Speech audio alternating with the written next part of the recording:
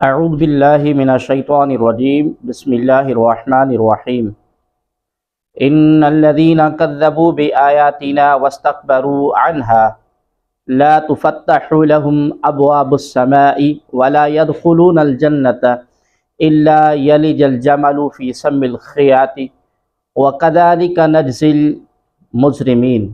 بے شک وہ لوگ جنہوں نے ہماری آیتوں کو جھٹلایا اور ان کے مقابلے میں تکبر کیا تو ان کے لیے آسمان کے دروازے نہ کھولے جائیں گے اور جنت میں داخل نہ ہوں گے حتیٰ کہ سوئی کے سوراخ میں اونٹ داخل ہو جائے۔ ان الذین کذبوا بآیاتنا، بے شک وہ لوگ جنہوں نے ہماری آیتوں کو جھٹلایا۔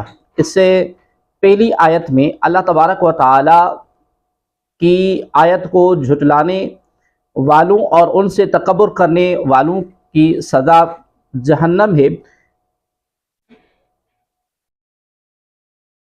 ہمیشہ رہنا بیان ہوئی اور اس آیت میں اس ہمیشگی کی کیفیت کا بیان ہے۔ پہلے یہ کہ ان کے لیے آسمان کے دروازے نہ کھولے جائیں گے۔ اس کا ایک معنی یہ ہے کہ کفار کے اعمال اور ان کی ارواح کے لیے آسمان کے دروازے نہیں کھولے جائیں گے کیونکہ ان کے اعمال و ارواح دونوں خبیث ہیں۔ حضرت عبداللہ بن عباس رضی اللہ تعالی عنہما نے فرمایا کہ کفار کی ارواح کے لیے آسمان کے دروازے نہیں کھولے جاتے اور مومنین کی ارواح کے لیے کھولے جاتے ہیں۔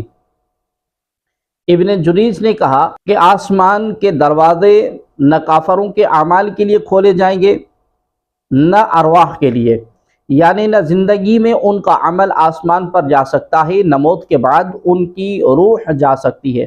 مرنے کے بعد مومن اور کافر کی روح کو آسمان کی طرف لے جانے اور مومن کی روح کے لیے آسمان کے دروازے کھلنے اور کافر کی روح کے لیے نہ کھلنے کا ذکر حدیث پاک میں بھی ہے۔ چنانچہ حضرت ابو ہریرہ رضی اللہ تعالی عنہ سے روایت ہے کہ سید المرسلین صلی اللہ تعالی علیہ وآلہ وسلم نے ارشاد فرمایا، روح نکلتے وقت میت کے پاس فرشتے آتے ہیں، اگر وہ مومن کی روح ہو تو اس سے کہتے ہیں کہ اے پاک روح، پاک جسم سے نکل آ کیونکہ تو نیک ہے، اللہ تبارک و تعالی کی رحمت سے خوش ہو جا، جنت کی خوشبو اور اپنے رب تبارک و تعالی کی رضامندی سے خوش ہو جا۔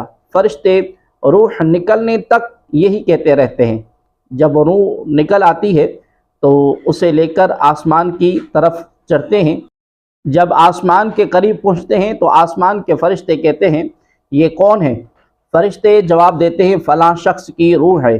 آسمانی فرشتے کہتے ہیں کہ مرحبا مرحبا اے پاک روح، پاک جسم میں رہنے والی، تو خوش ہو کر آسمانوں میں داخل ہو جا اور خوشبو اور اللہ تبارک و تعالیٰ کی رضا سے خوش ہو جا۔ ہر آسمان پر اسے یہی کہا جاتا ہے کہ حتیٰ کہ وہ روح عرش تک پہنچ جاتی ہے۔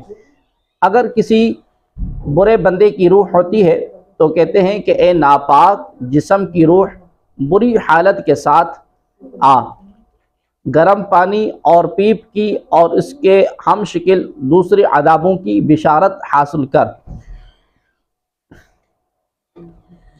وہ روح نکلنے تک یہی کہتے رہتے ہیں، پھر اسے لے کر آسمان کی جانب چلتے ہیں تو اس کے لیے آسمان کا دروازہ نہیں کھولا جاتا۔ آسمان کے فرشتے دریافت کرتے ہیں کہ یہ کون ہے؟ روح لے جانے والے فرشتے کہتے ہیں کہ یہ فلاں شخص کی روح ہے۔